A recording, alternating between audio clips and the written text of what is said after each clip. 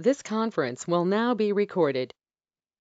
All right, welcome Helle Jensen. Thank you for finding the time to talk to us about commoning. Thank you, Janus. Thank you guys for joining. I'm quite excited to give this little talk about commoning today. I'm not going to give you any sort of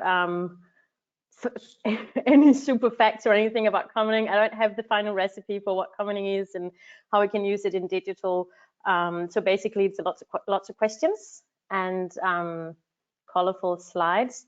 Please do ask questions as we go along. I'm not sure if I can see you asking, but I'm sure that Janus will do an excellent job of moderating things and just interrupting when a question is coming up. I'll try and share my screen. I do have a lovely presentation slide of myself, so I'll just save that for about 30 seconds. Very good, and good to see you, Helle. You know, everybody here has heard about whiteboards, and you have yellow boards behind you. That's very good.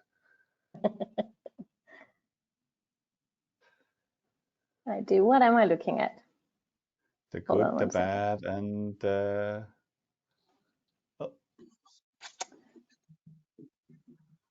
Hold on. We almost had it.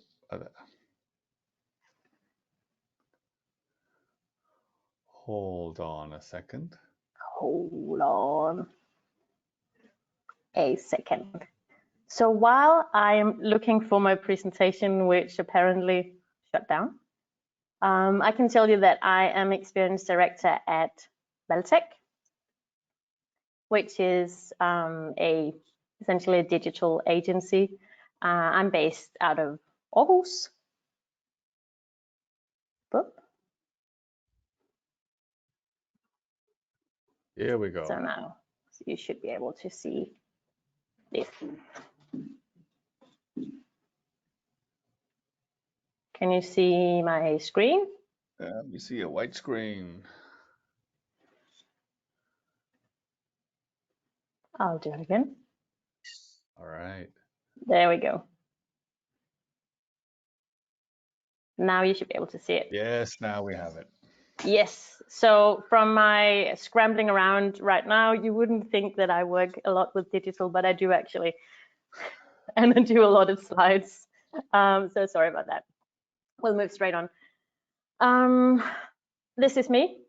As I said, Experience Director at Valtech. I am an awkward hunter and an angry hippie, and I thought that went very well with commoning as a topic. So I was actually asked to give just a longer version of this speech at UX Copenhagen earlier this year, and my initial reaction was, yes, commoning. What is that? Really? Is that you know? Because to me, at first, it sounded like a hippie thing, right? So you've got people dancing around with no shoes. Everyone sharing everything, and I got really confused, like, how am I going to put this into a digital context? And then I thought, all right, well, is it then, you know, is it an aspect of something where everyone can sort of be taken advantage of by the evil capitalists, or is it some sort of idealistic scenario that we've come up with in the UX and design community, where we can sometimes, let's just face it, tend to be a little idealistic, right? So I thought that was quite hard for me to figure out, actually. So I kept Googling things, and I tried to sort of have a look at it, right? Is there such a thing as classic commoning? So I went on and said, all right, I know that it's got something to do with putting in resources and getting something out of it, right? And that doesn't matter if it's digital or not. So I thought, all right, is Wikipedia really the original digital commoning? I thought that was quite scary, really, because at least when I grew up and did projects at school, Wikipedia was sort of really a no-go. you could not trust anything on Wikipedia. But then I kept Googling, and I might have Googled a little too much.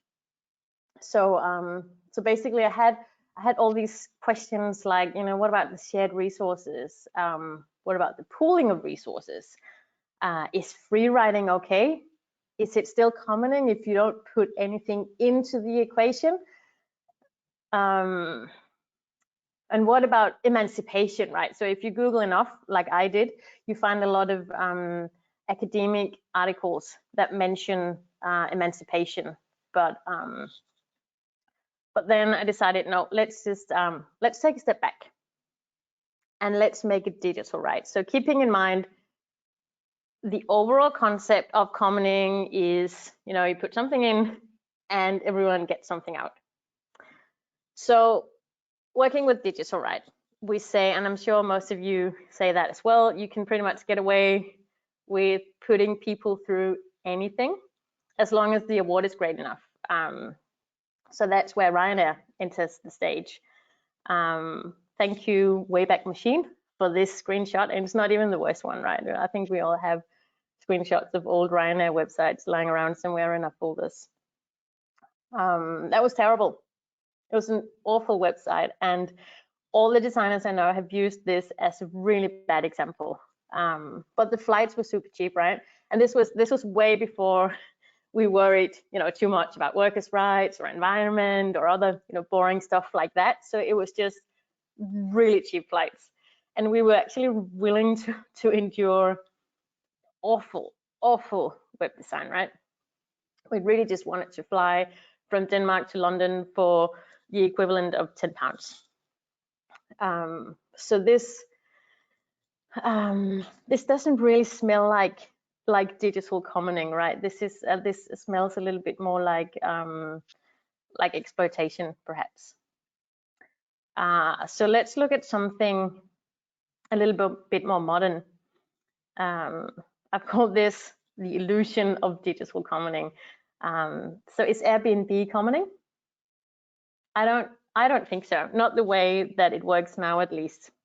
So it might have been at some point, right? So the basic idea of Airbnb, right, is you have a lovely home, you're going away for a while, you let someone else use that home.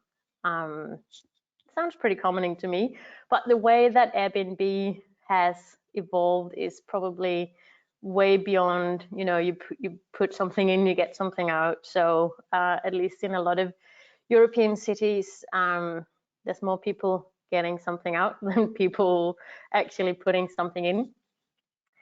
But at least in my opinion, Airbnb is not a good example of digital commenting anymore. So if we can just all get in on the assumption that no matter sort of how we look at it, there's still going to be something that smells like capitalism mixed in with the commenting. Let's just spend some time looking at then what can we use commenting for in digital, because I still think the concept itself is quite valid to look at. So I brought along a few examples, and this is also an example of my sometimes extreme affinity for image googling for my slideshow. So you'll see a lot of that. Example number one. Again, I enjoyed image googling a lot for these slides. So the first example is it's quite a Danish example. It's the blood bank, right? That's very commenting. So it's a lovely mix of digital and the furthest away from digital that you can get at all, right? So it's digital and your blood, two quite different things. So for those of you who don't know, the way that works in Denmark is that you go give blood, and then when they use your blood, you get a message saying that you just helped save life. That makes you feel pretty awesome, right? So this is in Danish, but the message basically says, thank you for visiting the blood bank. Your donation has now been used. Kind regards, the blood bank. So that just lets you know that someone just got your portion of blood, and that's all. It's all love, right? It's that's very nice. You put in a little blood, someone gets it, and everyone's just happy and alive. And thinking about that concept, I couldn't help thinking, well, this has got to be like the ultimate commoning, right? Like you feel awesome, you feel like an altruist, and someone else gets this. But would it still be awesome if you weren't notified? Would that missing that digital link in the experience, would it still feel like commoning? Would you still get that rush of how awesome you are because you donate blood? I think that's an open question. It's not a bad thing to say no. All right, example number 2. That's something completely different. So now we're going to Lithuania, and we're going to look at handmade sweaters. Essentially, this brand is a brand that puts, as I say, they put a face on the garment workers in the industry. So it's all based on handmade knits, and they have they have a lot of knitters, and they're all female from rural Lithuania, and everything's sort of ethically sourced, and they get paid vacation, and it's all everything's in order. They have fair wages, and a lot of the brand's communication is about this knitter's dream that I've brought a screenshot of. So basically, when you buy a knit, you can also donate towards your knitter's dream, which is basically just a straight up donation for the workers. Is that commoning?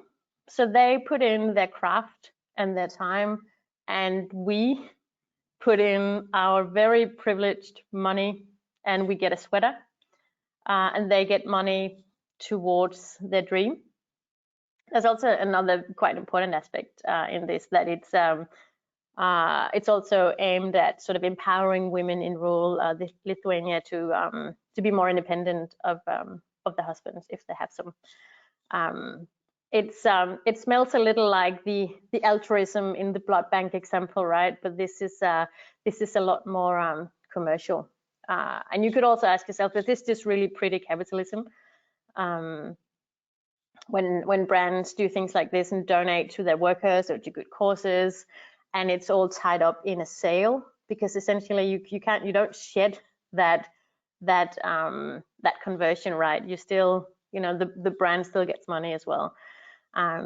So I was thinking, does it have to be the same type of resources that you pool from both sides to call it commoning?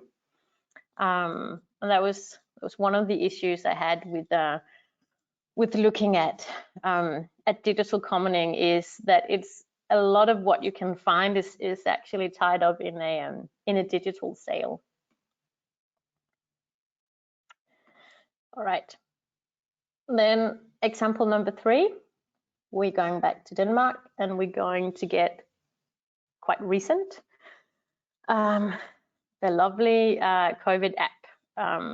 I know there are quite a lot of variants of this across the world. Essentially, it's an app, and it's supposed to be able to tell you whether you've been close to a person with COVID. So, or if you have COVID, you can open the app and you can say, yes, I have COVID, and then it lets everyone who's been near your phone know that that they should go get a test. This is almost solely based on people's willingness to report their illness and to act on that. And that got me thinking, could this be something that we could call perhaps psychological commoning? So you don't necessarily put in a resource, right? But if this really works, you report something really personal in the hope that everyone else would do the same for you, and in the end, hopefully it's for the greater good. So this is really sort of a trade-off where people rely on each other's honesty and willingness to sacrifice for the greater good.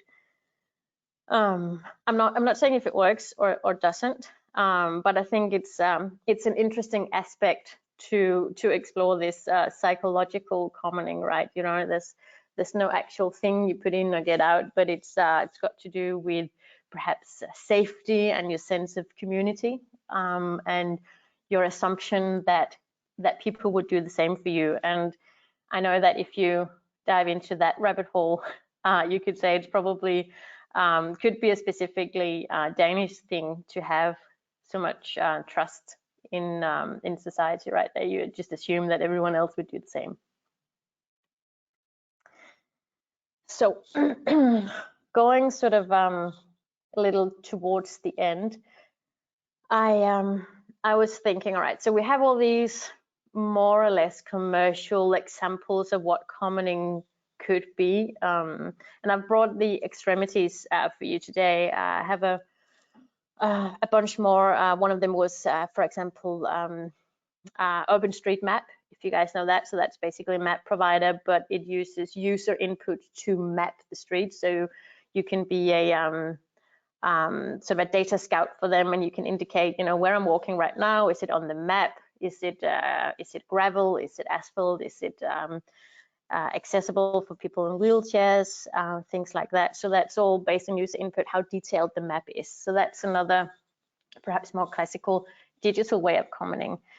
But I was thinking, and that's also, of course, influenced by my everyday work that is always, you know, has a commercial aspect to it, right? So every time I do something, I design something, I have to be able to answer, you know, is can we sell it, and how much money we're going to make of it, and it should always be yes, we can sell it, and we are going to make a lot of money. But sometimes you'd also like to just make the world a better place, right? And see how you could do that. So I was thinking in terms of commercialized aspects. What if, for example, customer loyalty clubs were for the greater good? So the more you buy, the more loyalty points other members get. Could that even work? Could you flip the concept of customer loyalty clubs? So this is just a screenshot of my profile, which states that I need to do a little bit more shopping in order to get my last star and just get more free stuff thrown at me, basically. So it's very individual, and this is basically the concept for most customer clubs, right? You know, the more you buy, the more stuff you get, the better offers you get, the more money you spend, and that's just a lovely circle that we're all sucked into. But what if it didn't have to be like that? So what if it was for someone else as well? So I've been I haven't done it yet. When I do design a customer club like that, I'll probably try and sell it to someone. But just thinking of flipping the concept, right? So the more you buy, the more you're able to give and to get as well. I think that's quite interesting, and also looking at least some of the commercial trends that we see on the market, and with a lot of the newer sort of target groups, if you will, that this sort of how can I say, like social conscience and commoning essentially is gaining more and more awareness, right? So trying to perhaps reach more than just the individual. I think that's an interesting way to look. But in the end, I was also asking myself the question, can commoning really exist in a commercial context? And my classic consultant answer is maybe. It depends, but probably not 100%, right? Because you can never completely leave out the commercial aspect. And at least I will always have to be able to see where the money is coming from, and and where it's going. But maybe it's okay that there's money in commoning, but maybe there's also a movement towards money not being the first thing you look for. Perhaps it's a byproduct of the commoning. And then again, as with my Googling, I stopped my thought train right at, all right, but is there such a thing as complete altruism? Is that even a thing? Because that's just what comes next, right? And you end up in a rabbit hole of what ifs. But I do think it's an interesting discussion, because commoning is still such a young concept, at least within digital and UX and design. So we don't really know what to do with it, right? And we have on one hand sort of the classic version of it, the academia version of it, and then we have, all right, but we also have to make money. So how do we do that? And then in the middle we have sort of all the offline versions of it, the different versions of co-ops and people who share allotments, for example. So there are a lot of different things that I think could be interesting to sort of take different perspectives from and merge. And I think, at least within UX and design, which is my craft, that we're still in the beginning of trying to not make everything about money, but sometimes also being able to design and to come up with a concept that allows for more than that. So when I fix that, I will let you guys know. All right. So on that note, I hope you will let me know as well if you fix that problem. All right, Helle. Thank you. That, let's open for questions. So we have some time for questions. Bernd already shared one. His favorite internet radio station that's commercial free and donation funded. Helle, would you call that an example of commoning?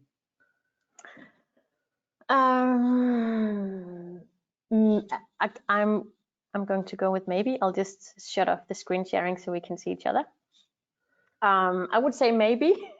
I think that's because what I'm kind of missing with a radio station concept is what's going into it. So I know we have the donations and we have the radio stations and we have the listeners, but it's kind of like it's almost a one-way flow, right? So that when there needs to be something flowing back, if that makes sense. It's not that I have the recipe for commoning, but I do think that because there are a lot of models like that, right? It's the same with NGOs and non-profit organizations. So I don't think that's complete commoning because not everyone is putting in stuff. We have the listeners in this case who just listen, and I know that the radio station probably wouldn't be there without the listeners, right? So again, it's I suppose it's a discussion. All right. Any other questions, reflections? Yeah, the Danish GoMore, which is kind of a co-driving service where you can find somebody you can hitch a ride to Copenhagen, for example. Mm-hmm. Is that commoning?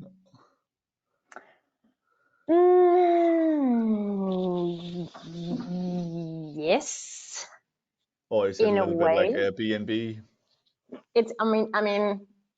Yes, it's getting there, right? But I had the same discussion with the participants in UX Copenhagen, right? What's the difference between commoning and the sharing economy? Is that the same thing? And I think my answer would probably be somewhat similar. I feel like I keep just giving the same answer without having the right one, right? But it's the sharing economy is the relationship is not as level as, at least in my mind, it would be with commoning. So in sharing economy, for example, I have the car that I put in, and I sort of you just give me money to ride with me. Whereas with commoning, we'd probably own the car together. or we'd be a bunch of people owning the car together. But then there are also business models like that where you could say, right, well, that sounds quite capitalist, because then you'd have you would have someone making money off of that, because they have they need people to fix the cars and clean the cars. So then again, there's the discussion whether it's okay to make money from commoning. But I do think that commoning is more, it's a little more diffuse in terms of what is it that we share, and it's not necessarily the same thing that goes out as the resource that goes in, if you know what I mean. Mm-hmm. Interesting. So this also connects with the question from Guy Purcell, like who owns the common, the platform owner or the users. So I think what you just answered was it's the users more so than the platform, right? Yes, yeah, definitely. I mean, in an ideal state, right? So if you were to aim for a clean commoning, if you can say so, that would be the users. But in most cases, right, if you have something that smells a little like commoning, and that's definitely the platform that owns the common. Okay. Any other questions, reflections coming up on here on the last minute? I hope this met your expectations to enabled us to jump on Helle's learning journey, reflect back on old Ryanair screenshots, be a part of her Google search journey. Thank you very much, Helle, for pulling all of this together. No problem. Thank you for having me. And sharing it with us. Any closing questions here at the tail end? Lauren, anything from Berlin? Sorry, picking on you. No, you're good. No, I kind of thought things like, is there Craigslist? Yeah, Or is kind that of a one in the Craigslist. US? Yeah. Yeah. Like, where would that fall? 'Cause users provide the content, but then Craigslist owns the like platform. Yeah. But I suppose you could call the overall concept commoning, right? Or is that, now I'm sort of thinking, but some of it's also just, sharing economy, or is it really reuse or upcycling? Is that also commoning? Yeah, upcycling. Yeah. Thank you. To be continued. Thank you very much, Helle. I really appreciate it. Thank Yeah. you.